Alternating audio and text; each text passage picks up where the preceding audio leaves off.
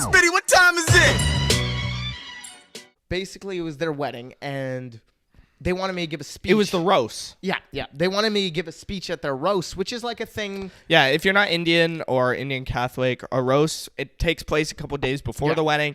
It's a big get-together between the families. That's basically all you need to know. It's at one of their houses. At least that's the way we do it. And so, basically, they want me to give a speech at their roast, and who was going to be there was almost like everyone in our family, everyone in her family. Yep. So a ton of people were going to be there to see these speeches. And, like, let me just say, I don't really hold back. I don't really try. Let me just say, the worst part about being a comedian is when there's a wedding, people expect you to speak. Yeah, fuck that, dude. Everyone asks you to speak, and you're like, I don't want to do that, like, right now. And so the great And you're like, I don't know, man. I'm not exactly Jerry Seinfeld. I'm Yeah, not the a nicest. clean I'm not the comedian. nicest comedian. All right, like you'll see what you're So getting. usually I'm like, hey, have Luke do it. He's cute. Yeah, bruh. But yeah, basically, so I was writing these roast jokes right before what's it called the day of the Roast jokes or roast jokes? Yeah, Okay. but just a retarded joke. And basically, so I was writing them, and I wrote some so bad, right? And that I had to call the bride To make sure they were okay. Yeah, to make sure they were okay. So just put us there on that day, because the bride said that these jokes were okay. She did. Yeah, she did. And we thought they were the funniest things ever. See, let me just say that when you're like getting into like writing jokes for a while, sometimes what becomes funny are the jokes that are just so out there that you would have to have huge balls just to say them. Yeah. Yeah. And then that's weird. I was laughing at Luke telling me these because I'm like, just imagine saying that at the woman's like wedding. The fucking gall to say that at Exactly. someone's most important day, right? That's where she's from, Galt. Yeah. Oh, wow. Yeah. No one knows that. So She's watching. no, maybe. she is watching. But All right. basically here. So it was the day of the roast, right? And like everyone was gathered outside, because that's where they were saying the speeches, right? And there was a microphone and everything. All the speeches we're going through was very nice, right? One of them was like a sing-song, right? Just a song about People were like crying from Yeah. happiness. Yeah. Like her father, her mother, like the groom's father, mother. Yeah.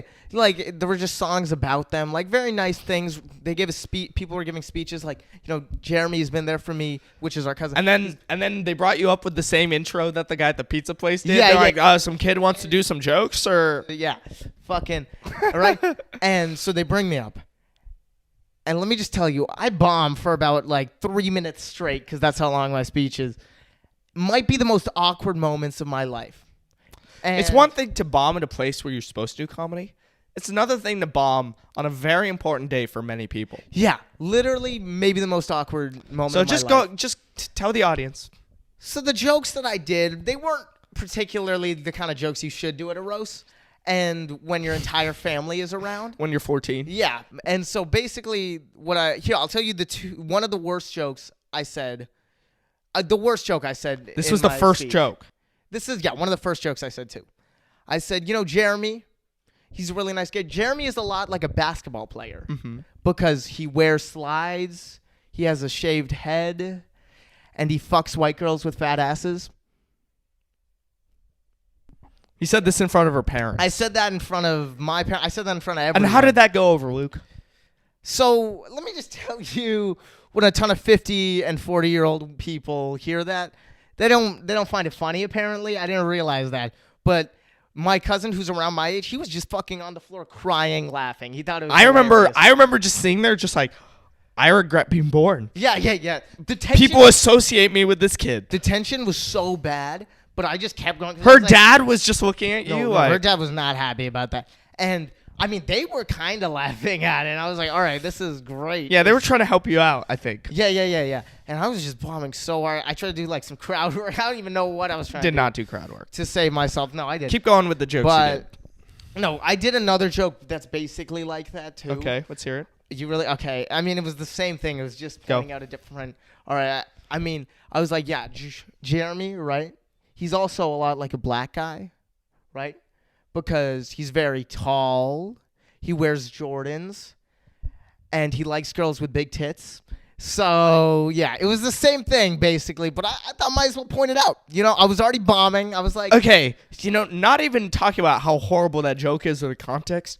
You have to be a black guy to like girls with big tits? hey, no, I'm just saying black guys like girls with big tits. All right, I'm just saying. All right, we're done with that story. Wrap it up. I think, I mean, it was just so horrible that, I mean, it was hilarious to us though at the time when we were thinking of them. But yeah, it was awkward. It was really awkward that, like, it was so bad and so awkward that, like, a few days later, I just had to sit with myself and accept what I said.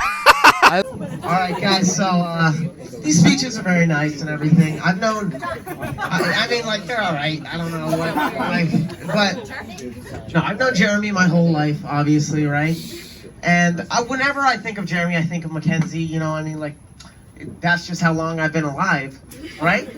But that wasn't even a punchline. I don't know what you guys are just joking, but yeah. And I feel like Jeremy and Mackenzie's relationship's beautiful, right? Like, Jeremy and Mackenzie are very alike, right?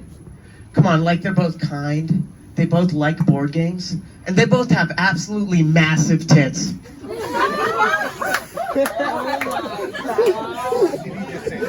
Someone had to say it, guys, all right? I'm not gonna... Don't look at me. Thanks. Thank you. The girl with not massive tits said that. It's all right. I'm joking. I'm joking. No, but it's really nice. And I mean, I've known Mackenzie for most of my life too, right? But I only recently, I don't know how many years ago, but maybe 2 years ago, I met her family for the first time at a Christmas party, right? Yeah, I know, you already know what I'm gonna say. Yeah, dude, you were sitting right next to me. So basically, I was at this Christmas party, and I didn't know, just some new white people here, so I was like, I wanted to see who they were, right? And like, I was a little suspicious, but then, after talking to them, I realized they're the coolest white people in the world. Sorry, Nick Bresack and everyone, but they're the coolest, I swear to God. So, I was just, going around the party, talking to people. I walk up to Frank, who's hanging out with Jeremy, right? Frank is Mackenzie's father, if you guys don't know, right? And, they're having a casual conversation, very nice conversation, and I just joined in, thought it'd be fun. And 5 minutes later, we were talking about how to cook crack. So, I didn't know how to intro into that more, but, yeah, no, it was right. He was explaining to me how exactly you cook crack. He was like, you gotta dry the leaves, you gotta put them in gasoline, then dry the leaves and everything. And if you want to make crack, you gotta mix it with what's called baking soda, right? The pure cocaine with baking soda, so it lasts longer, right? And yeah, no, it was a great experience. I love these white people. That's what I'm trying to say. My favorites, but yeah.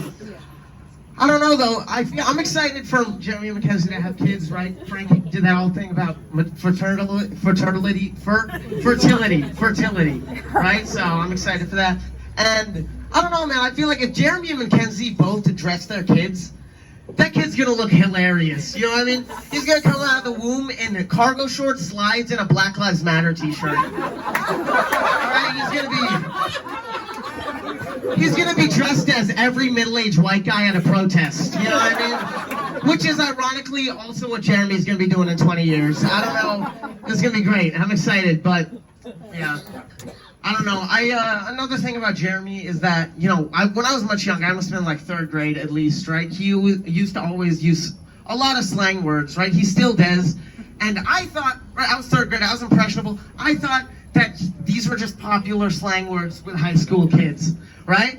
Turns out they're just Jeremy slang words. No one else says that, all right? I learned this, right? Because in 3rd grade, I was in class and I tried to use those slang words, and they did not work out the same way. I swear to God. I was in class. Some kid came up to me. He was like, "Dude, I just got an A on this test." I was like, "Yo, that's pinner, son." And they're like, "What does pinner mean?" I was like, "I don't even know what pinner means. What does it mean? All right, it probably means something. I don't know, right?" And then my teacher, right? She told me I got an A on the test. Fucking Gryffindor. Let's go. That's what's up.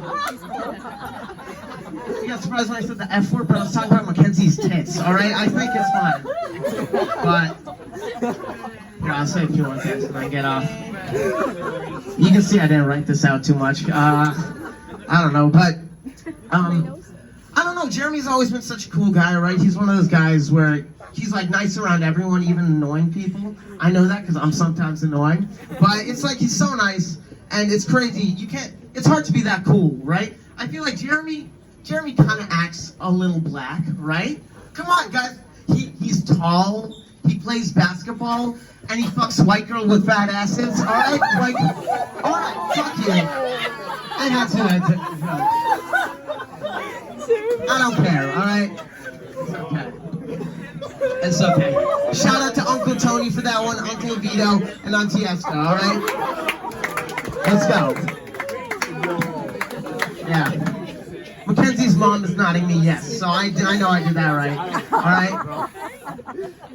But even though everything's happening, even though everything, you know, they're such a great relationship. They're gonna do great in marriage and everything. I know for a fact that this marriage is gonna be Gryffindor. All right? Yeah. I guess I'll just end on that. I mean, I could do more, but you guys don't seem to like it.